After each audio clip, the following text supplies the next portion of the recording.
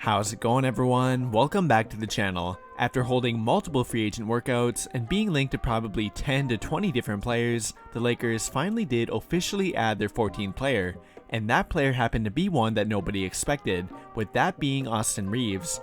What really caught people off guard about it though, was that he was already signed with the team on a two-way contract, but rather than keeping him on that two-way contract, they converted it to a standard 2-year contract with a team option in year number 2. And to give you a brief overview of him, Austin Reaves is a 23-year-old undrafted combo guard who went to college at Oklahoma, and while many believed he would be taken late in the 2021 NBA draft, he did end up going undrafted.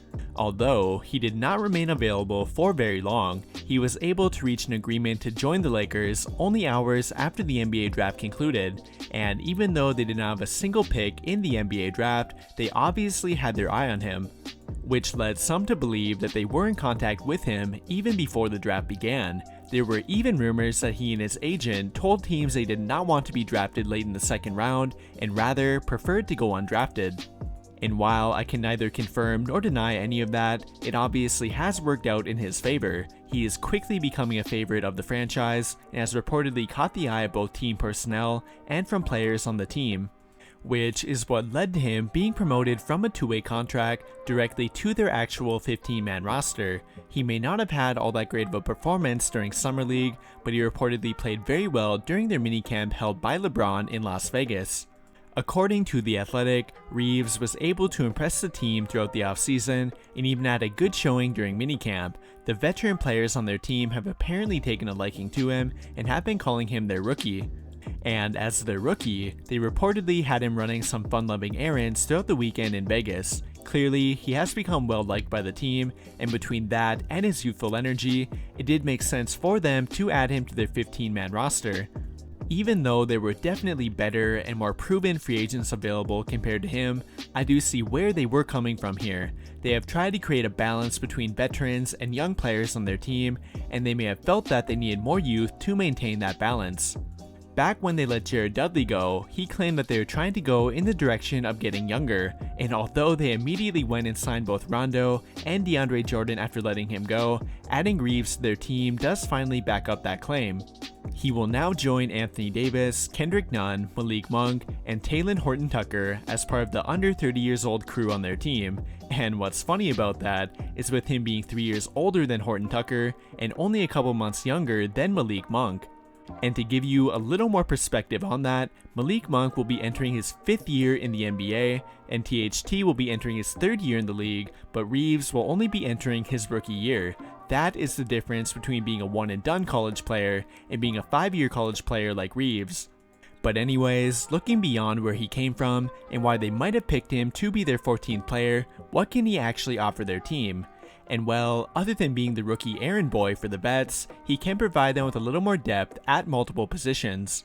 Because while he may have played a majority of his time at point guard during his senior year and junior year of college, he is big enough to play at shooting guard and maybe even small forward too. Having a full college career may have made him older for an NBA rookie, but it did help him develop his body.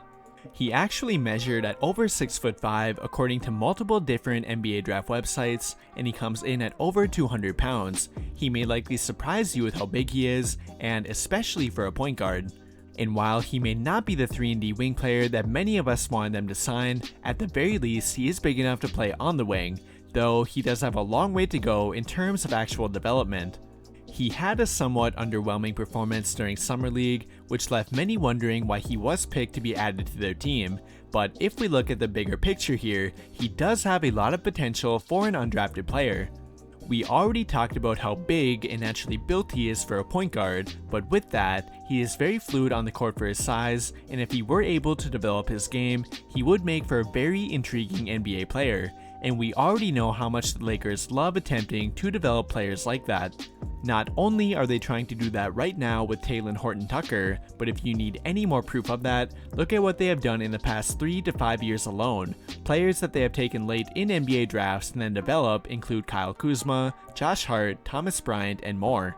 And we cannot forget about the undrafted talent that they have managed to uncover either. Alex Caruso would have to be their shining example of that, but they have also helped uncover undrafted talent like David Nwaba and Matt Thomas too.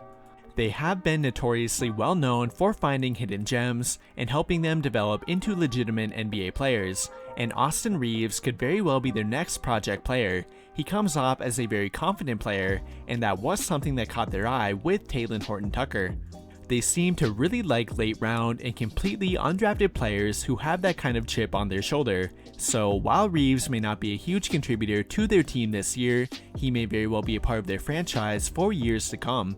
That will likely mean he spends a lot of time in the G League this year, but as we have seen before with Caruso and THT, Frank Vogel and the Lakers are not afraid to give their young players an opportunity. If he performs well in training camp, during preseason, and in the G League, he may get an opportunity to play if they end up dealing with any injuries. Being a versatile player on offense would allow him to fill many different roles on their team. He can play a point guard and help create plays, but he has also proven to be an effective off-ball player as well. Before he transferred to Oklahoma during his junior year of college, he played at Wichita State, where he played into a more off-ball type of role. During his time there, he shot over 45% from the three-point line on 2.8 attempts per game, and while his three-point shooting at Oklahoma did decline heavily, that can be attributed to having to take more difficult shots with the ball in his hands more. And beyond offense, if he could develop into a good defender, that would help him even more. We know how much Frank Vogel loves to utilize young, energetic wing defenders, and Reaves could potentially become that. He may not have the length of a guy like Talen Horton-Tucker, but he has a good combination of size, feel for the game, and athletic ability. If he ever could put all of that together, he would make for a well-rounded player. In conclusion though, while I did not see this one coming and do not entirely agree with the move, I do see why they made it. They likely want to improve their balance between youth and veteran talent, and with them already having a very deep team, they did not really have any major need remaining. Would they have benefited from adding a little more proven depth on the wing? Yeah, they probably would have, but at the same time, having too much depth can become an issue. There may not have been enough minutes to go around, and that could potentially have created a problem. But with Reaves, he will not be expecting any playing time. He is only there for emergency depth and will really only be a project player for them. He'll have a great opportunity to learn from their veteran players, and he apparently already has a nickname from them, with that being Hillbilly Kobe or HBK. And yes, I'm not kidding about that either. With that though, that will conclude my thoughts on their official 14th player. And what do you guys think? How do you feel about them converting Austin Reaves or Hillbilly Kobe from a two-way contract to an actual member of their 15-man roster? Let me know your thoughts by commenting down below and we can talk about it there. That will do it for this video though. Thank you to everyone who took the time to watch until the end of the video. I really hope you enjoyed it, and if you did, please remember to drop a like on the video, subscribe to the channel if you haven't already, and turn on notifications to get notified right away when I drop a new video. If you want to stay up to date on all my immediate thoughts and moves around the NBA, be sure to follow me on Twitter too. But as always, thank you for watching, and have a great day.